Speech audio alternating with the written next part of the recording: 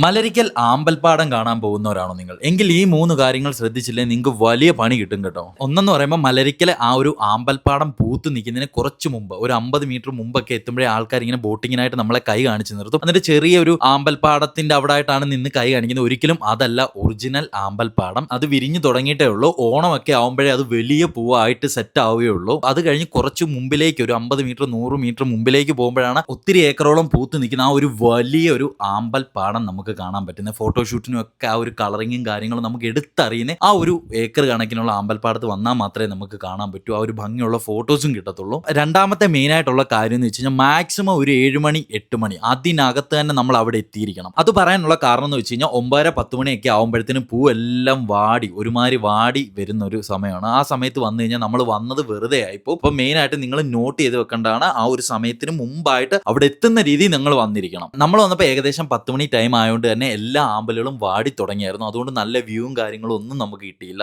മൂന്നാമത്തെ കാര്യം എന്ന് വെച്ച് കഴിഞ്ഞാൽ അവർക്ക് 2 പാക്കേജ് ആണ് വരുന്നത്. അതിൽ ഒന്നെന്ന് പറയുമ്പോൾ നമ്മൾ എത്ര പേരാണോ ചെല്ലുന്നത് ഒരാൾക്ക് 100 രൂപ വെച്ച് ആ ബോട്ടിങ് സ്റ്റാർട്ട് ചെയ്യുന്നിടത്തുനിന്ന് കുറച്ച് ദൂരം മാത്രം കൊണ്ടുപോയി നമ്മളെ ജസ്റ്റ് കറക്കിക്കൊണ്ട് വരും. രണ്ടാമത്തേന്ന് പറയുമ്പോൾ ഒരു വള്ളത്തിന് 1000 രൂപയാണ്. അപ്പോൾ അവിടുന്ന് കുറേ ദൂരം നമ്മളെ കൊണ്ടുപോയി, അതായത് ഏക്കർ കണക്കിന് വിരിഞ്ഞ് നിൽക്കുന്ന ആമ്പൽപ്പാടത്തിന്റെ നടുക്കൂടൊക്കെ നമ്മളെ കൊണ്ടുപോയി മണിക്കൂറുകളോളം കൊണ്ടുപോയിട്ട് തിരിച്ചു വരുന്നതിനാണ് അവർ 1000 രൂപ മേടിക്കുന്നത്. നിങ്ങളുടെ കൂടെ മലരിക്കൽ പോകാൻ പ്ലാൻ ചെയ്തിരിക്കുന്ന നിങ്ങളുടെ ചങ്കിന് അയച്ചു കൊടുത്തിട്ട് പറ ഈ 3 കാര്യങ്ങൾ ശ്രദ്ധിച്ചേക്കണേന്ന് പറ. ഇതുപോലുള്ള കിടിലൻ വീഡിയോസിനായി നമ്മുടെ ഈ ഒരു ചാനൽ ഫോളോയും സബ്സ്ക്രൈബും ചെയ്ത് വെച്ചേക്കണേ.